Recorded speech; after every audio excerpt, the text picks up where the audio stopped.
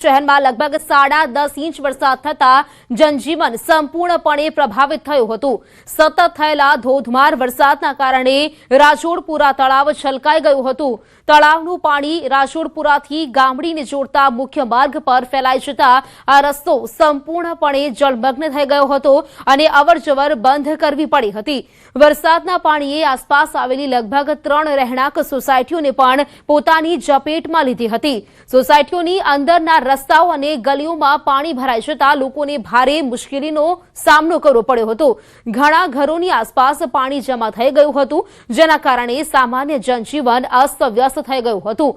સ્થાનિકો માટે પોતાના ઘરો અને સોસાયટીઓમાંથી બહાર નીકળવું પણ મુશ્કેલ થઈ ગયું હતું। વળી રાહદારીઓ અને વાહન ચાલકોને પણ જળભરાવના કારણે ઘણી મુશ્કેલીઓનો સામનો કરવો પડ્યો હતો।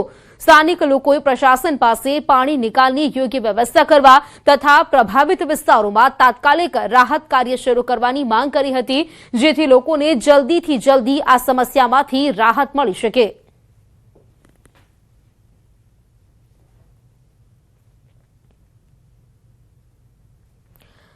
આણંદ જિલ્લાના તારાપુર તાલુકામાં 48 કલાકમાં પડેલા 14 ઇંચ વરસાદથી જળબંબાકારની સ્થિતિ સર્જાઈ છે। તાલુકાના ભાલ વિસ્તારના ફતેપુરા, ગલિયાણા, દુગારી, ખડા, ચાંગડા, કાનાવાડા, મીલ, રામપુરા, મોટા કલોદરા, ચીતરવાડા, રીંઝા, પચેગામ, ડભોઈ, જીચકા, બોરજ અને મહિયારી જેવા ગામોમાં વરસાદી પાણી ફરી વળ્યા છે, જેમાં ફતેપુરા અને પચેગામ સહિત 15 ગામોને જોડતા રસ્તાઓ પર 4 ફૂટ સુધી પાણી ભરાઈ જતા વાહન ચાલકો અટવાયા છે। એટલું જ નહીં, 15 ગામોની 25,000 વીઘા ખેતીની જમીન અને ડાંગરના ધરું વાવેતરમાં પાણી ફરી વળતા ધરતીપુત્રોના હાલ બેહાલ થઈ ગયા છે। પરિસ્થિતિને ધ્યાનમાં રાખીને આણંદ કલેક્ટરની સૂચનાથી સાબરમતી નદીના કિનારે આવેલા તમામ ગામોને એલર્ટ કરવામાં આવ્યા છે, જ્યાં ગલિયાણા ઓવરબ્રિજ નીચેથી પસાર થતી સાબરમતી નદીનો પ્રવાહ વધુ ઝડપી બનતા તેને જોવા માટે બ્રિજ પર લોકોના ટોળા ઉમટી પડ્યા હતા।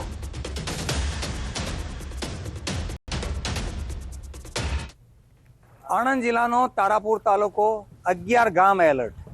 ઉપરવાસનું પાણી અહીંયા ફરી વળ્યું છે। નદીમાં બી ચારે તરફ પાણી। ત્યારે આ જે તારાપુર, ફતેપુરા, પચેગામથી દુગારી, કાનાવાડા, ખડાને જોડતો રોડ, જ્યાં જુઓ ત્યાં તત્ર સર્વત્ર પાણી, જળબંબાકારની સ્થિતિ આ દ્રશ્યમાં દેખાય છે કે જ્યાં જુઓ ત્યાં પાણી જ પાણી છે।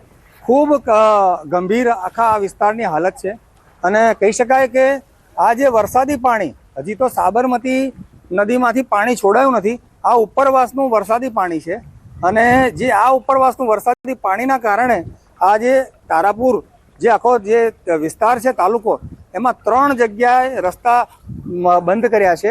ચોક્કસ કહી શકાય કે આ જે અહીંના સ્થાનિક લોકો અહીંયા અત્યારે હાજર છે, ટ્રાન્સપોર્ટેશનમાં લોકોને મદદ કરી રહ્યા છે અને અહીંયા એક કહેવાય એક પ્રકારનો ચોકી પહેરો પણ કરી રહ્યા છે। ત્યારે આપણે એમને અહીંયા રૂબરૂ પૂછીએ, તમારું શું નામ છે અને અત્યારે આ શું સ્થિતિના પાણીનું શું કારણ આટલું બધું પાણી આવવાનું? મારું નામ અલ્પેશભાઈ છે।